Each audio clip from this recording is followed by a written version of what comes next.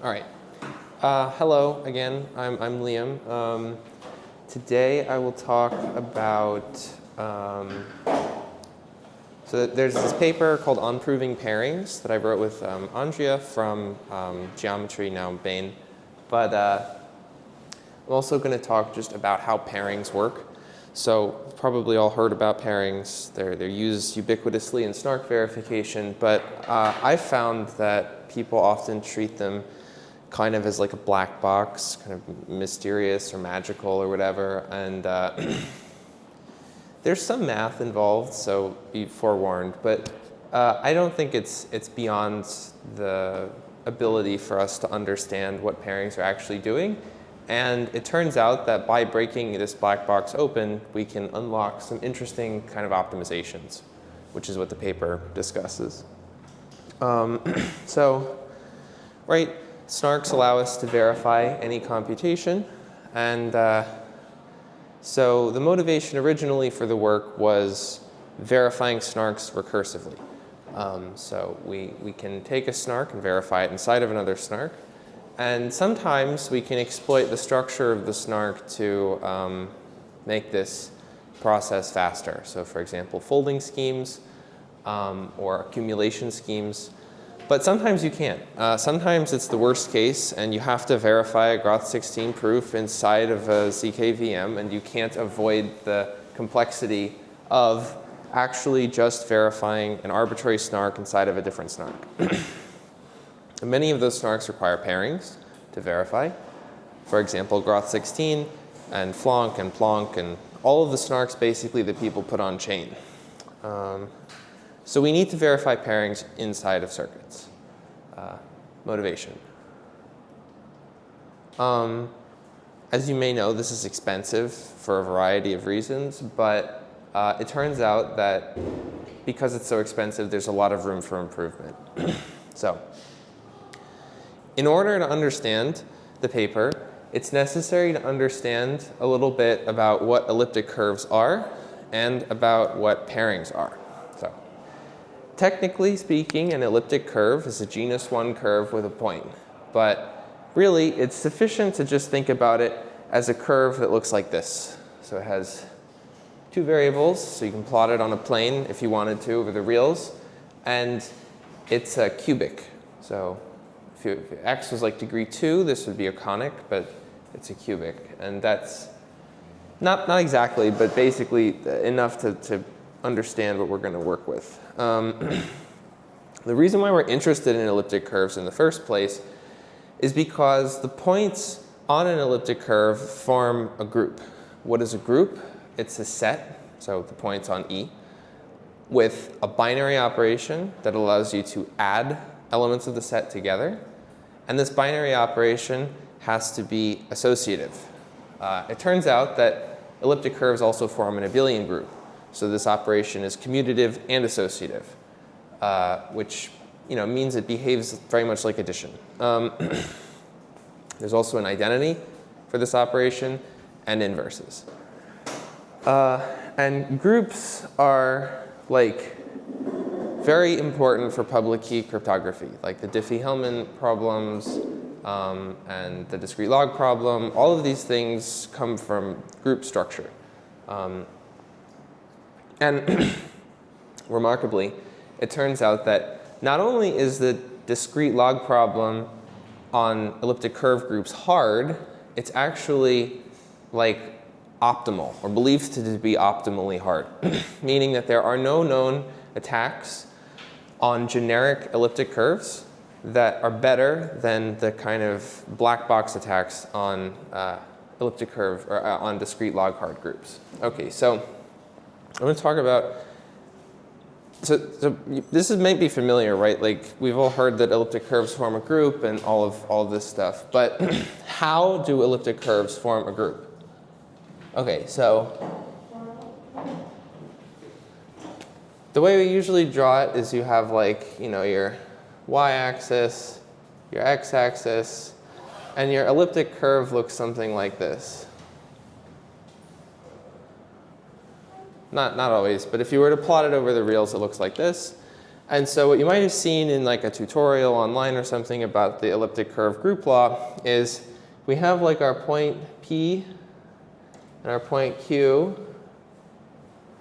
The way we define addition is draw a line through P and Q. It's not a very good line, but you know, imagine it's a, yeah. And then we reflect the third point of intersection here, which we can call R, down. And then we call this point P plus Q. So when I first saw this, it was not at all obvious to me why this is like a valid group law on an elliptic curve. There's lots of questions you might ask, like why is there always a third point that it intersects?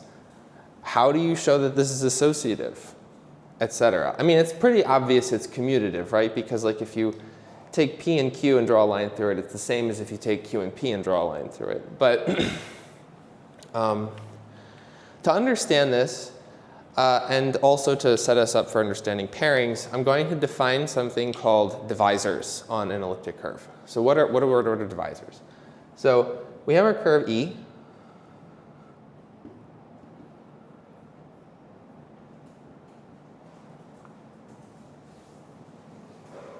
And this is going to be defined over some field FP. We're not going to probably talk about FP very much until later. But this is drawn over the reals, but FP is a discrete finite field. So the divisors of E, which I will write like this, are integer sums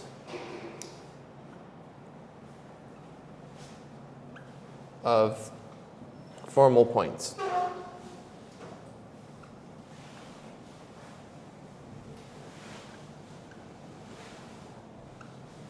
Of E. Okay, so what does that mean? It means we have a bunch of points on E, right? These are 3 of them. And an element of a divisor, which we write D, is in div E, means that D is equal to some sum over the points of E, where each point is multiplied by some integer n. So by analogy, we could imagine polynomials, right? Every polynomial, f of x, we can write over a suitable field as like x minus ri ni, right? You can always factor polynomials into linear factors.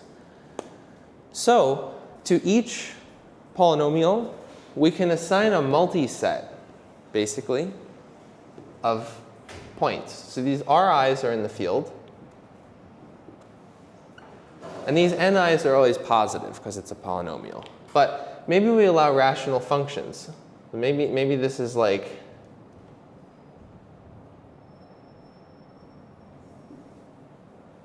the parentheses mean rational functions. So n could be positive or negative. What kind of data structure would we use to represent a polynomial? Well, we can actually use the same kind of thing as a divisor, right? You can store for every point in the field, right? So like we store a bunch of ri, ni for every ri in FP. We're just keeping track of the roots and poles of a polynomial.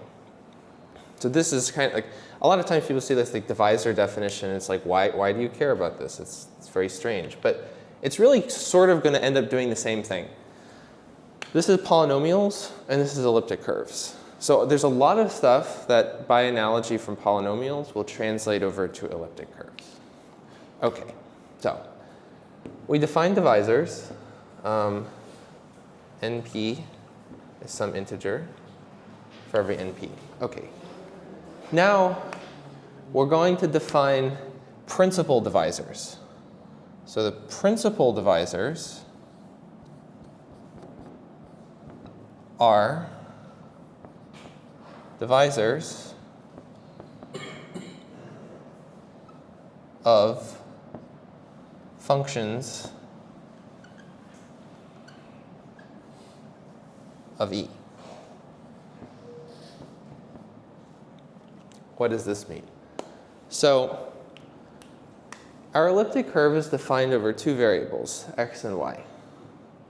So we can define polynomials in x and y. For example, this is a polynomial in x and y.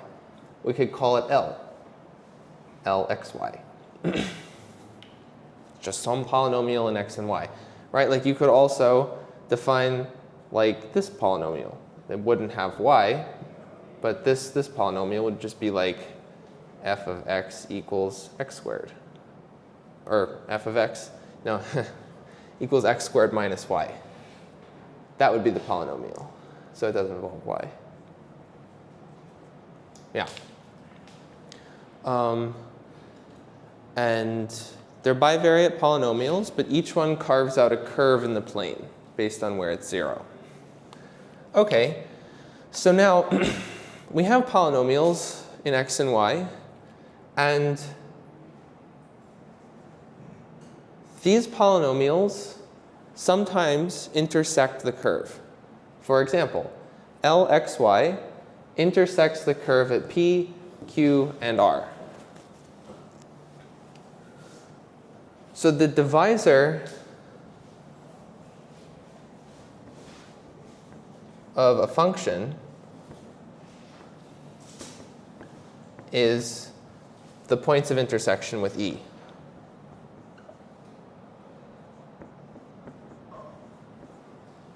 Intersects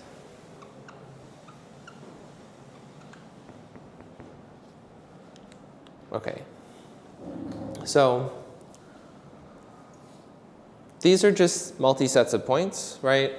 There's some technicalities like if your function like is tangent to the curve, then it might intersect with like higher multiplicity, but it's not important to think about that right now.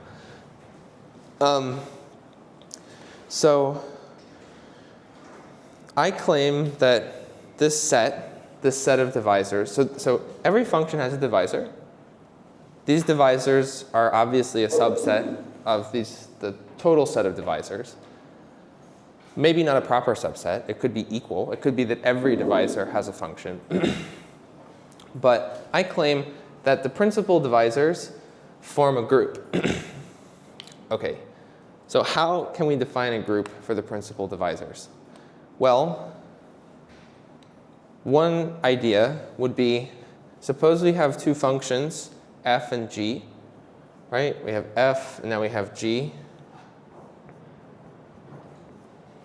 Then we have like the divisor of g, which we write g, divisor of f, which we write f. It turns out that the divisor f plus g is equal to the divisor of f times g. To see why, you can think about by analogy with polynomials, right? Every polynomial we factored, or every rational function we factored into linear factors. And suppose you took like two multisets and you add them. Like you take for each point, you add the multiplicities in the same way that we would for divisors. This is the same thing as multiplying the polynomials, right? So if you had your polynomial like x minus 1, x minus 2, and you had a different polynomial, x minus 1, x minus 3. The divisor over here is going to be like 1 times 1 plus 1 times 2. Just to make it interesting. The divisor here is going to be like 1 times 1 plus 2 times 3. I write in brackets to indicate the like class or the root. And then this number is the multiplicity. So this polynomial has a root at 1 with multiplicity 1. And it has a root at 3 with multiplicity 2. So it's 1 times 1 plus 2 times 3. This one has a root at 1 and a root at 2, both of which are just multiplicity 1. So the addition of these divisors we can calculate very easily, right? 1 plus 1 is 2 times 1 plus 1 times 2 plus 2 times 3. Over here,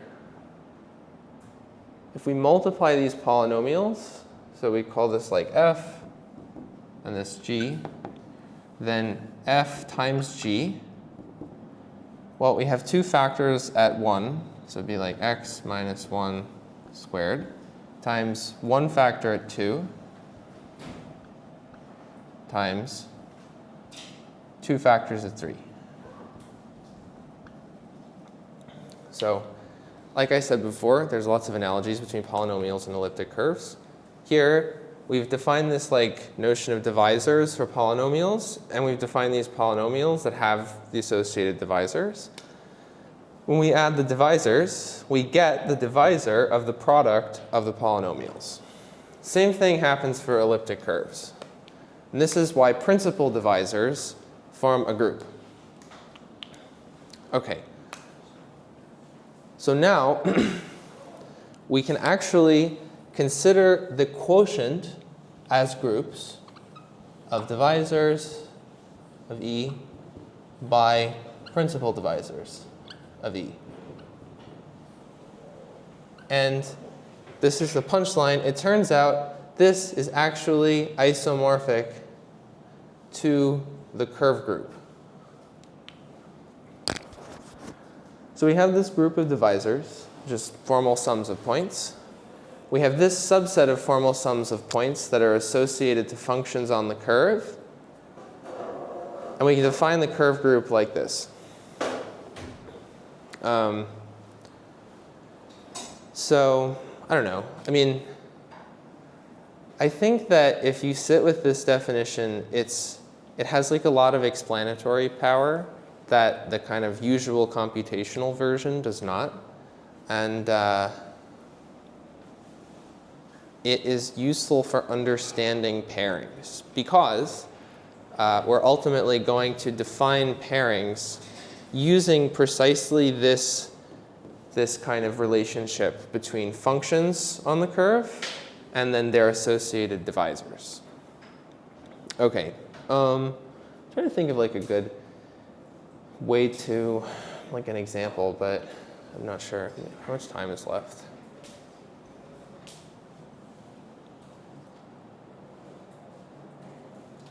Okay.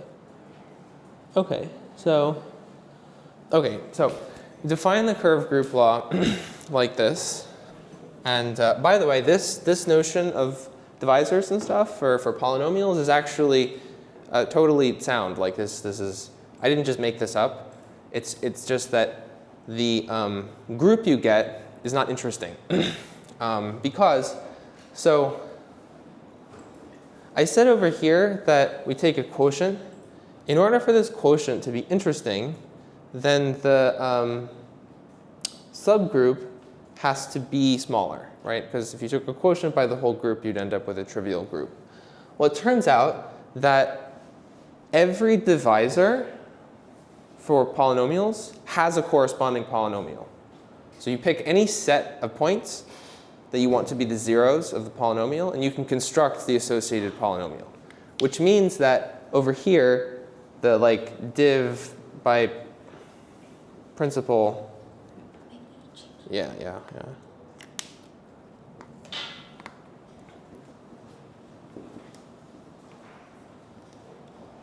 This quotient is trivial over here, so it's not interesting. But, okay, so now.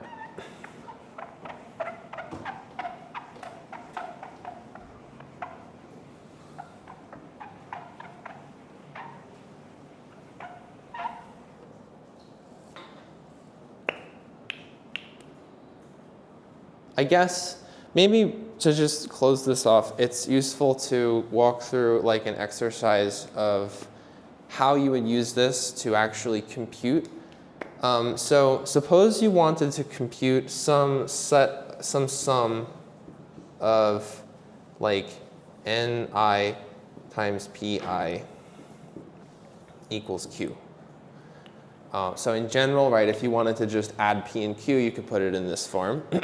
But what we do is take a line, which should sound familiar up there. So suppose we wanted to compute like just a simple a plus b plus c equals d. So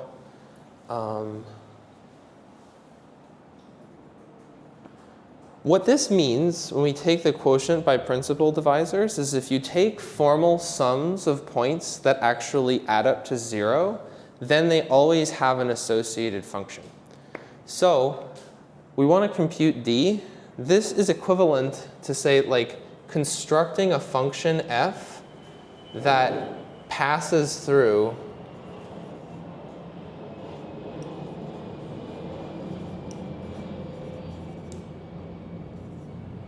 a, b, c, and negative d.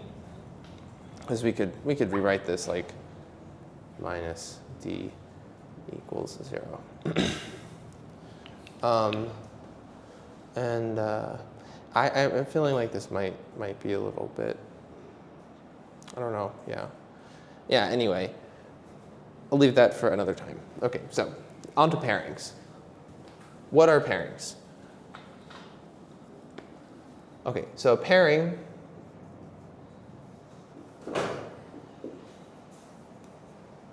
is a function e from e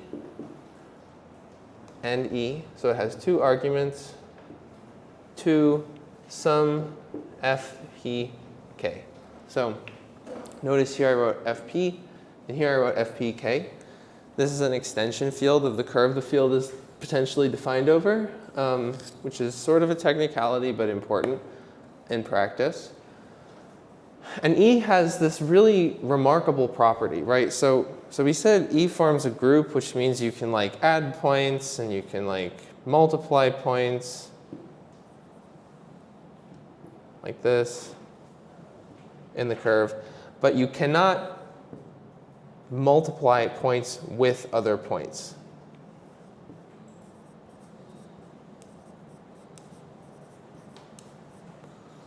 That would mean it was like a ring. Pairings kind of allow you to multiply points. So they have this property called bilinearity, which means that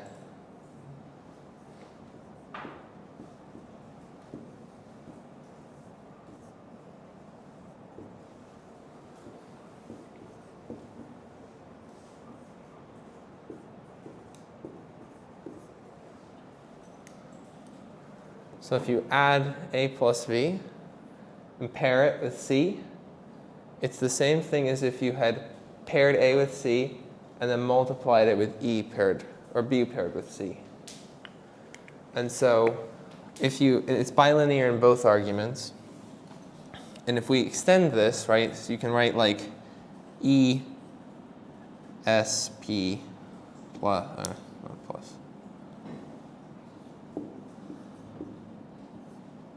Well, expanding this inside out, this would be like E of P plus P plus plus P times T times Q.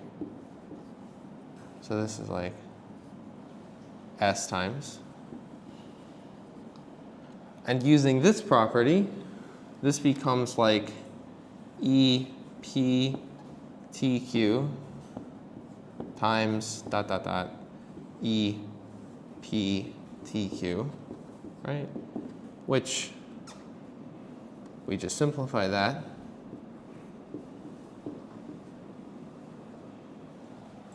And then you do the same thing on the other argument. So this equals E of P times Q plus raise to the S T. Then this, if we simplify it again, we end up with E P Q S times T. That's the crucial point. You can multiply P and multiply Q by scalars, and then you can take a pairing of the results, and it has the multiplication of these two scalars in the exponent. And you can do this even if you don't know what S and T are.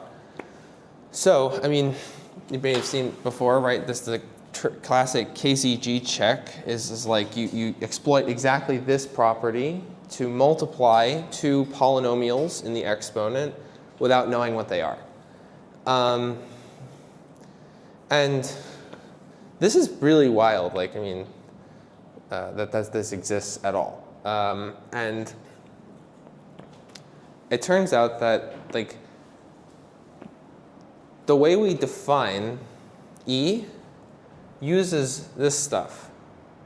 So the way we usually define E in practice for cryptography, there are a few other equivalent definitions of E, but for our purposes, it's fine to say that E of PQ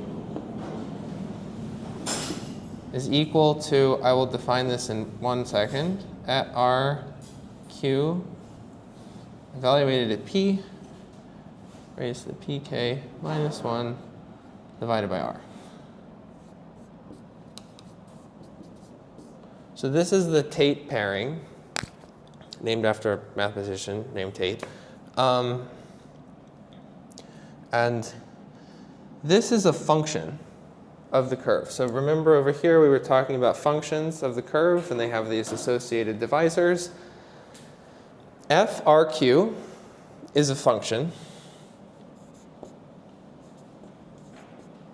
that has the divisor. So we could write it like this. We write like the divisor of FRQ is equal to R times the class Q minus R times Q minus, it's not super important, but so this is a function, and it has a 0 at Q with multiplicity R. So R is like a scalar, little r, Q is a point on the curve, and this is just some function. And so remember I said every principal divisor corresponds exactly to a function, and every function has a principal divisor. Principal divisors are exactly the divisors whose points all sum to 0. We can check over here. This divisor, this is 0, like the point at infinity, so we can ignore that.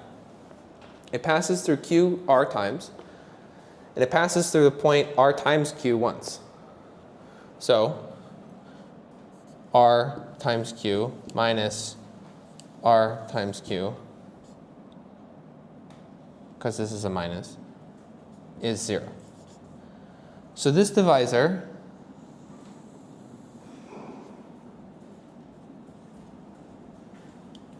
is principal. And therefore, it has this polynomial. But R is like the group that we're working over. So it's really large. R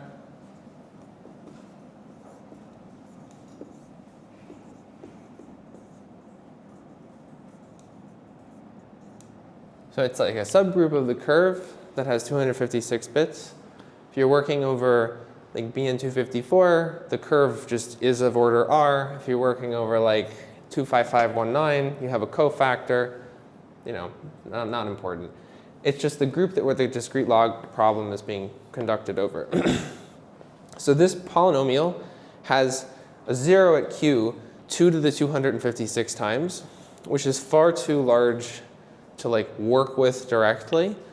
But it exists. So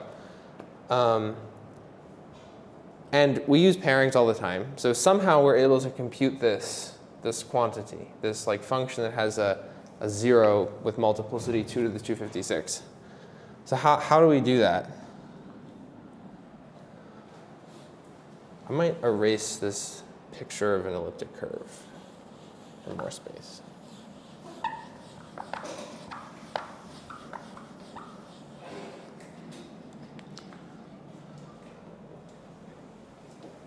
The way we do it is using something called Miller's algorithm.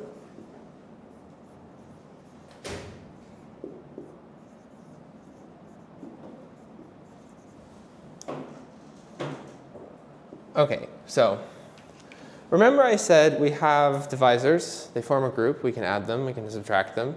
And the divisors that are principal also form a group. They correspond to functions on the curve. So we have this huge divisor over here. And we want to compute this function. But we don't actually want the function. We only care about the function evaluated at p. So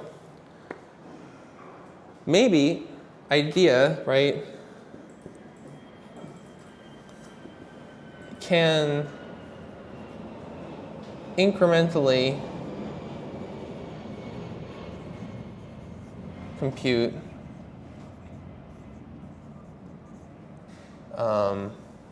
F, R, Q, P. Because we do a very similar thing actually all the time. When we want to compute x times g, right, just a scalar multiplication on the elliptic curve, there's this famous algorithm called double and add, which even though x is huge, we can still work with it by writing out like this,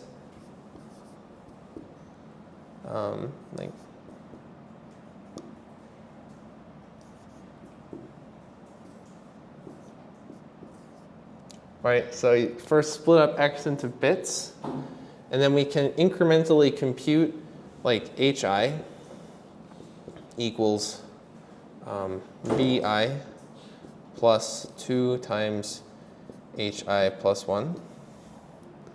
Starting at the top, so starting with I equals n down to 0. Down to 0.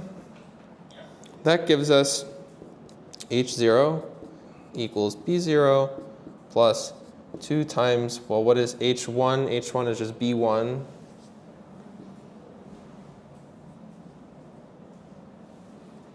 I should write this like this.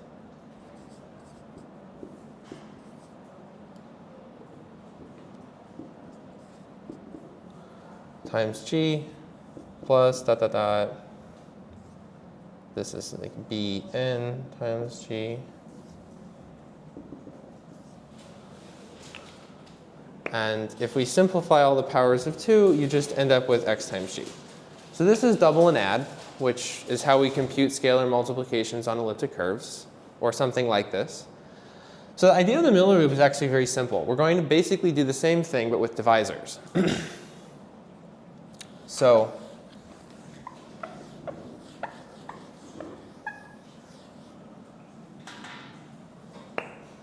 we start with a line that, so let's first write r equals sum I bi 2 to the I. Okay. Now, we start with like a line that passes through Q. So let's suppose that B0 is 1.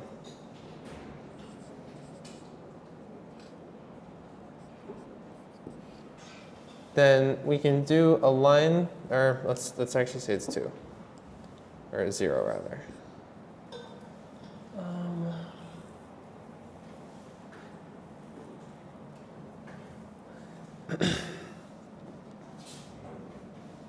Yeah, so we'll do it like this. We're going to write R times Q, or write out these accumulating points AI equals like sum from I up to n of bi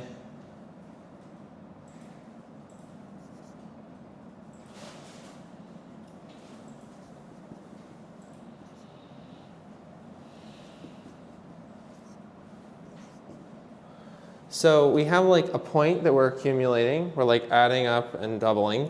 And so each time we can define a line that passes through ai twice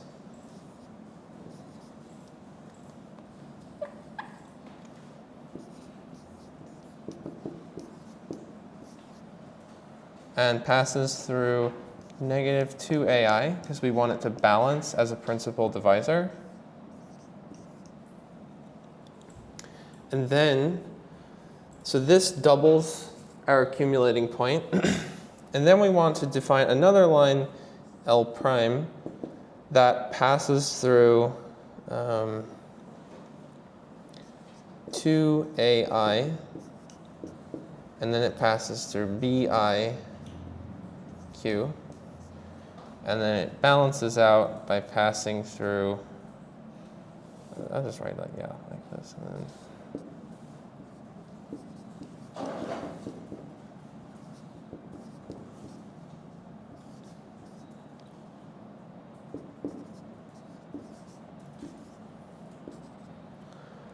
okay, so we can check that both of these divisors are principal. This passes through the accumulator twice, q, and then this is exactly the inverse of this, so these points all sum to 0. This passes through this twice, it's inverse, so it also sums to 0. And what that means is if we have some like, we'll call this like Ri times Q. We can say like we have f Ri Q evaluated at P. So this function has the divisor Ri times Q minus or plus negative Riq like minus Ri plus 1.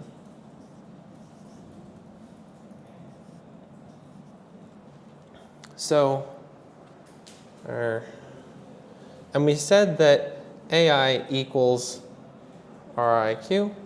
So if we take this quantity and we multiply it by L at P by L prime at P, we can do some interesting cancellations. So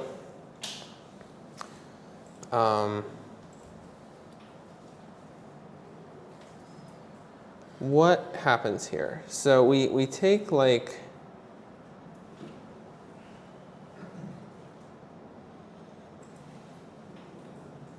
right, so we square this.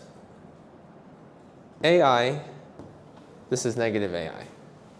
So these two things, I'll hand wave a little bit, but they cancel because we have in here this once, we square it, so we have it twice. We have it twice here, but it's inverse, so they cancel. So those cancel. And then here we have LP, LP prime. We have this quantity here, and we have its inverse here. So these cancel in the divisors when we multiply them. So this cancels, this cancels, this cancels, and this cancels. And what are we left with? This does not cancel. That was my mistake. That's important that that does not cancel.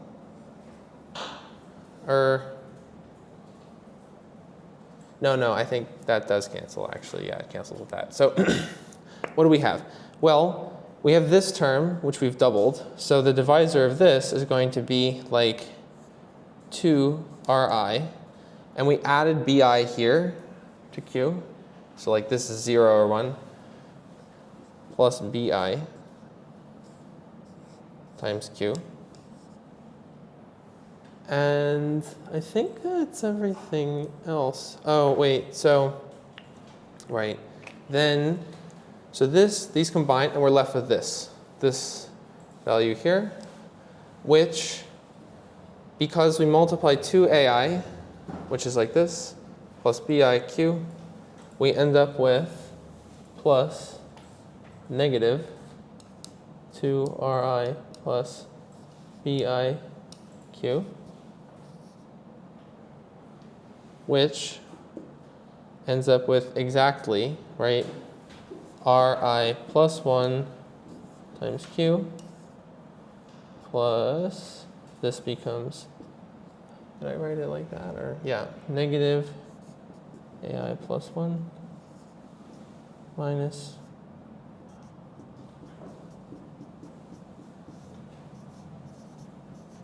yeah. So it's a little mathy. I mean, it's weird doing it live, I guess, but the intuition is very much the same as doubling and adding. We have a point that we're accumulating. We're multiplying it by 2, because we're like going through the bits of r and we're like shifting them up and accumulating them. So we multiply a by 2, which is what L is doing. And then we add the next bit of q on, which is what L prime is doing. And the magic of divisors means that we only have to work with these polynomials. But really, this isn't even a polynomial. This is just like a polynomial evaluated at p. So we compute 2 very small polynomials, evaluate them at p, and multiply it by this like large polynomial evaluated at p. And so because we're squaring this repeatedly, and we're squaring it every time we go through a new bit, we end up with an r that's like cryptographically large. And this is what allows us to compute FRQP. So yeah, and then let me see how much time I have left. Almost done. Okay. So, all right, we talked about that. Intimately structured structure of elliptic curves. How do they work? So what we've talked about now, up until now, is called the Miller loop, right? The Miller algorithm loop. It's a loop over the bits of R. Question. Yes. Why L have that kind of form, especially for the last part. This? Yeah. Why is -3? Ah, yes. So one thing that I have not talked about, but is technically important, is all principal divisors, like what this really should be is it should have a 0 here. It should be divisors of degree 0. And the degree of a divisor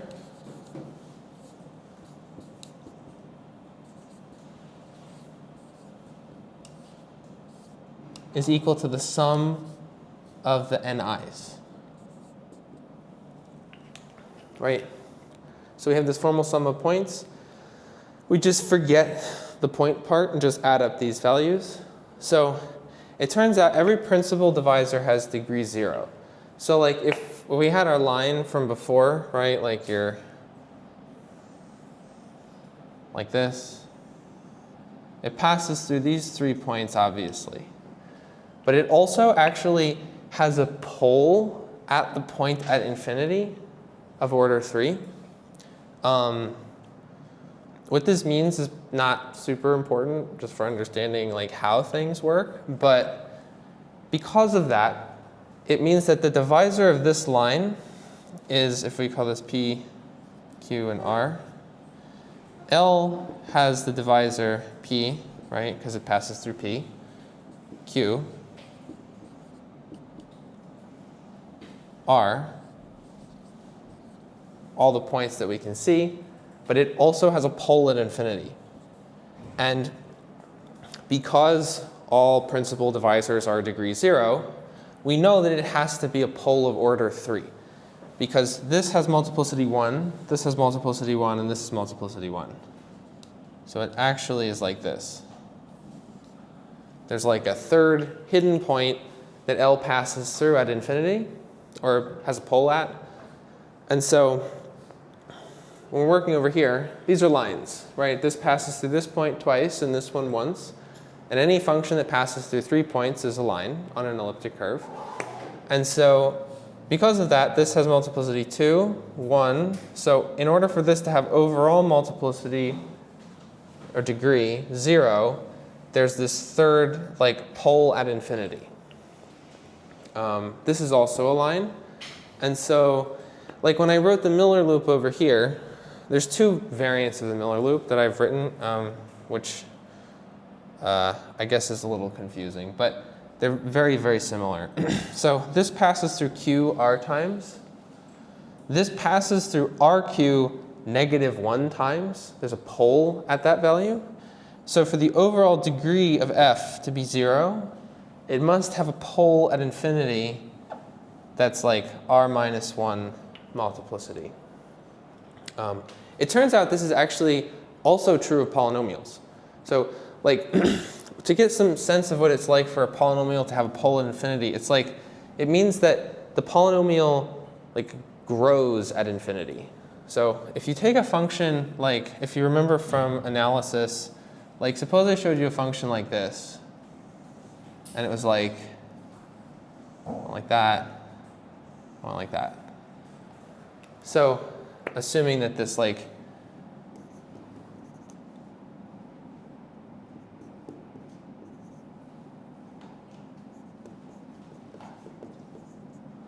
right, so here, as x grows to infinity, f becomes 0. So think of it as like 1 over x. This means that it has a 0 at infinity. But if it's like this, as x goes to infinity, this like grows, right? So it has a pole at infinity. And if you count up the poles and zeros of every polynomial, including the point at infinity, you always get 0. This is like a crucially important part.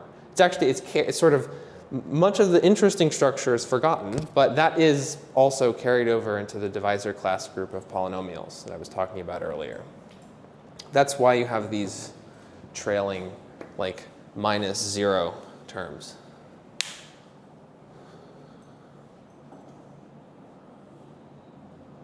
Okay, so, right, we defined this.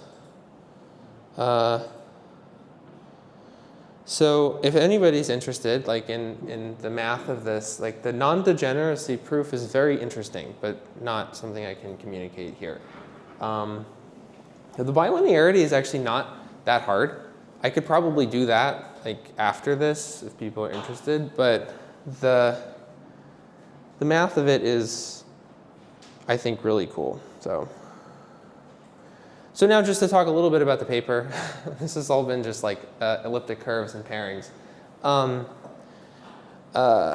So we wanted to verify pairings and snarks, and we had an understanding of this structure of pairings. So we have like a bunch of tricks basically that we can use. So the main trick that we use is we're able to, I wrote it over here I think, somewhere, yes, okay, so this bit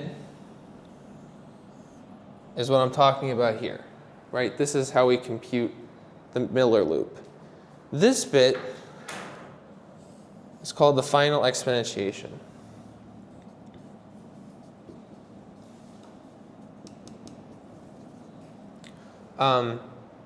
It's very large.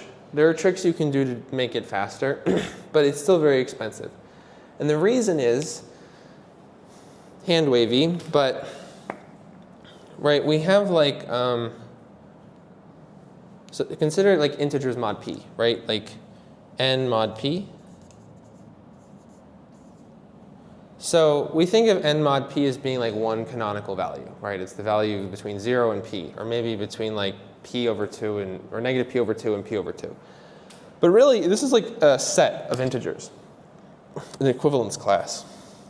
And so the mod p operation, like if you were to write it in code, is taking an element of the equivalence class and normalizing it to a particular element of the equivalence class. The Miller loop outputs an element of a different equivalence class. The final exponentiation takes that element and normalizes it in the same way that mod p works here. So one optimization that we introduce eliminates the final exponentiation. And this has a big impact, say, on verifying pairings in BitVM. I think that before doing this, the final exponentiation was something like half or more of the overall script size. So getting rid of the final exponentiation made a very significant practical impact on reducing the script size. In snarks, I don't think it's quite so bad because multiplication isn't as expensive as it is in Bitcoin, but it's still a sizable savings. So yeah, that's the trick. The final exponentiation equals 1 if x equals y to the r. So if x is an rth residue, then r times pk minus 1 over r equals pk minus 1. All elements of the field raised to the pk minus 1, except for 0, are 1. So that's the basis of the trick. This is also technically necessary, but not important because it doesn't show up in practice. So like r divides pk minus 1, but not r squared. The other trick, and this was known in the literature, is over here. This function, L and L prime, only depend on Q. Right? They depend on A, which depends on Q, and Q, which obviously depends on Q. They do not depend on P.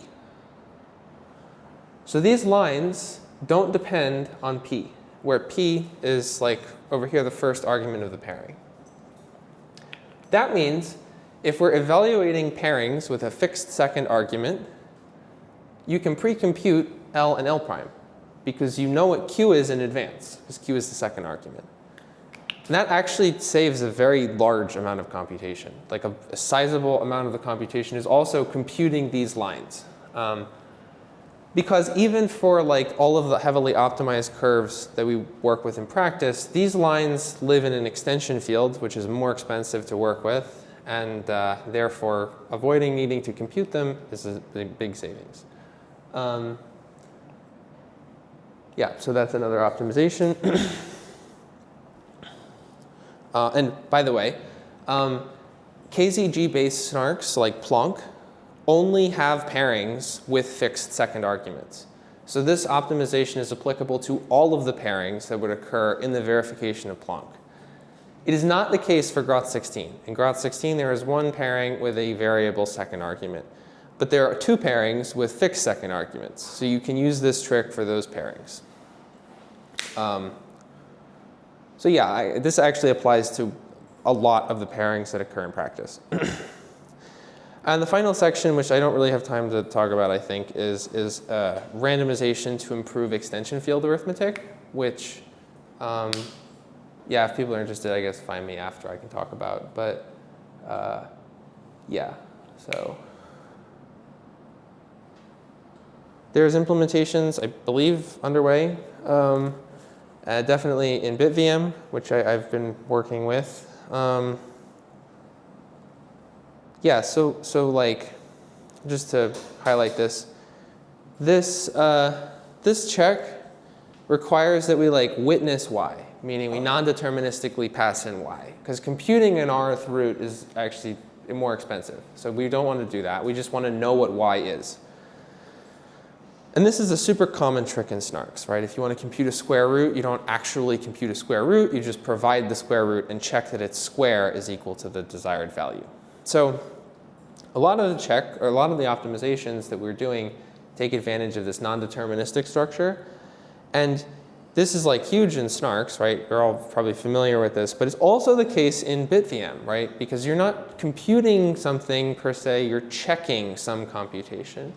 And as a model, I think this is probably closer to what smart contracts are actually doing, right? They're checking things. They're not really performing computation. So you have this opportunity to pass in non-deterministic inputs. And so by checking pairings, I mean not computing them, but checking them. So a lot of our optimizations are applicable in all of these contexts. And they're not always all useful, but you can pick and choose. So yeah, some open questions like, is it possible to do better? If so, how much? One interesting thing that is relevant to my work and in practice for recursively verifying snarks is this we got from breaking open the black box of pairings. But there's also this other black box of non-native field arithmetic that we're all working with, especially when recursively verifying snarks over other fields. So the question is, can we take both of those things and consider them together and combine them and save some work? I think potentially yes, but I don't know, currently unclear to me. And then more broadly, like what other kinds of expensive cryptographic operations can we verify more efficiently, right? This is pairings, but there's lots of stuff that we can take advantage of structure and stop abstracting. And this makes snarks much more interesting, I think, in practice. For example, like the Xerox PARC thing, right? Like gluing different data together using snarks. What you're really doing is just verifying other kinds of cryptographic operations inside of snarks. Or if you want to integrate with websites and normal cryptography that isn't on the blockchain, you have to do all of this kind of stuff. So, yep, that's all I have. So thank you.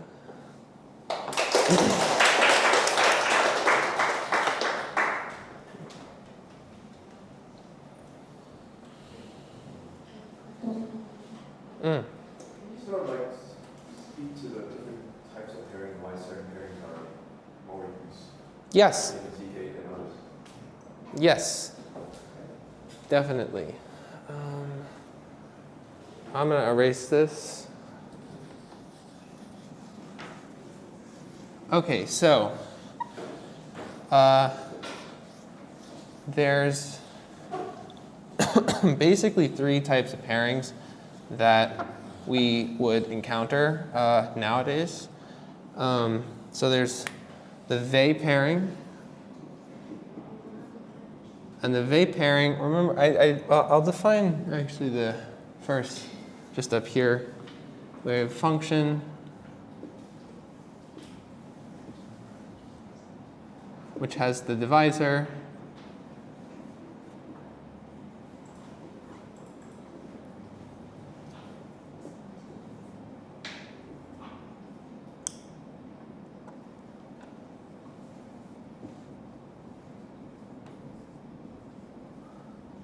This. So we have the Vey pairing, which is equal to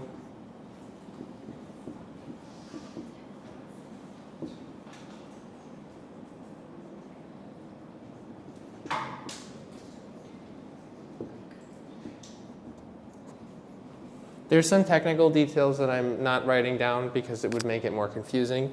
This captures the spirit of what's going on. Then there's the Tate pairing,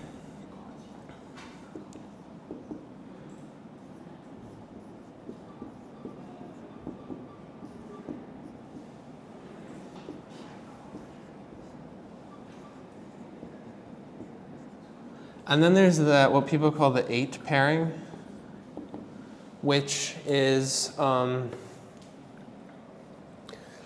basically equal to, so it's like, it depends on the specific curve, but it's like,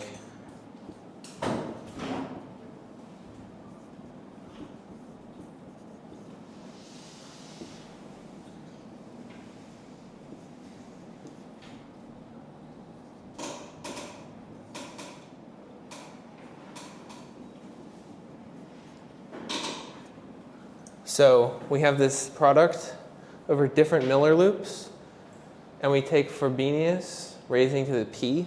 So in case people are unfamiliar, there's this operation. So in fp to the k, we have this operation that's called Frobenius, which takes x to x raised to the p, where p here is the same p. What's really cool about the Frobenius operation is obviously it's multiplicative, right? We have like xy raised to the p equals x to the p, y to the p. But it's actually also linear. X plus y to the p equals x to the p plus y to the p. If you haven't seen the proof of this, it's kind of fun. It's basically, you expand this out like with binomial coefficients. So it's like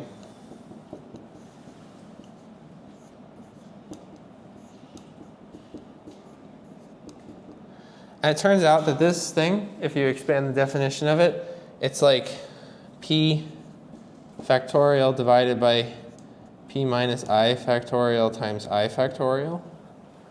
Because p is prime, p appears in the numerator. And if I is not equal to 0 or p, it does not appear in the denominator. So we know it's an integer, and we know p appears in the numerator and not in the denominator, which means it's divisible by p. Which means that mod p, all of the coefficients go away except for the end.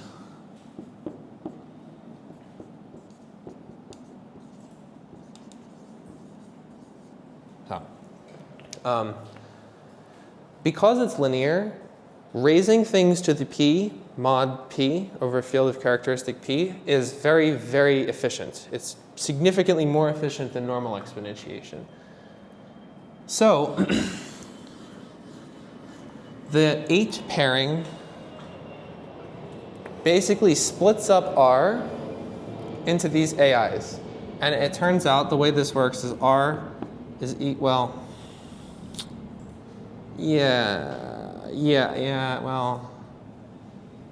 no, that's not important.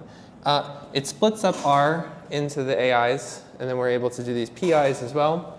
Okay, so what are the advantages of the different pairings? The V pairing, you'll notice, does not have a final exponentiation, which is kind of interesting. It always actually outputs directly the result of the pairing. And you'll also notice that it's the ratio of 2 Tate pairings.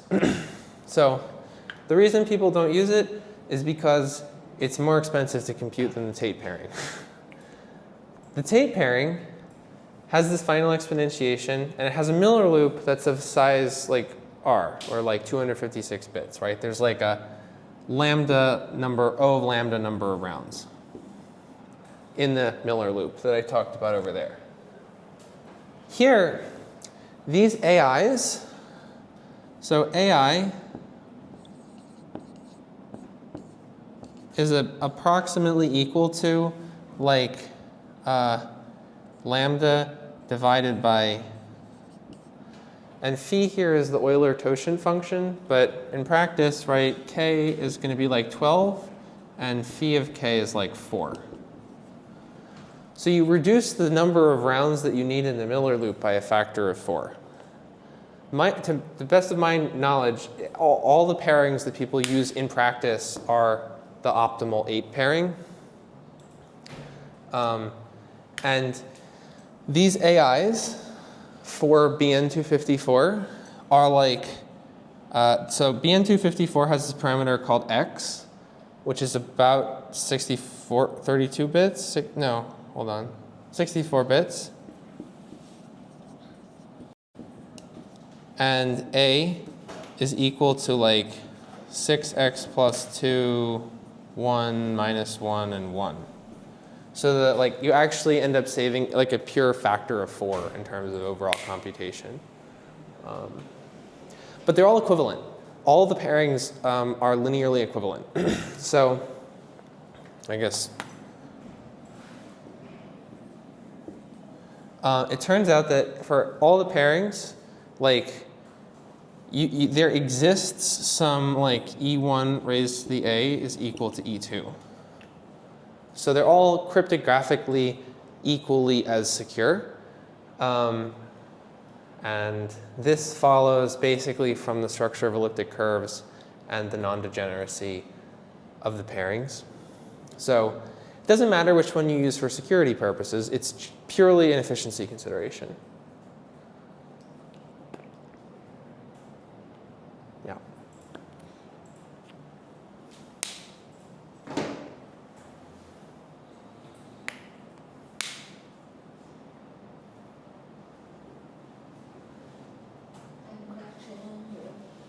All right, thanks.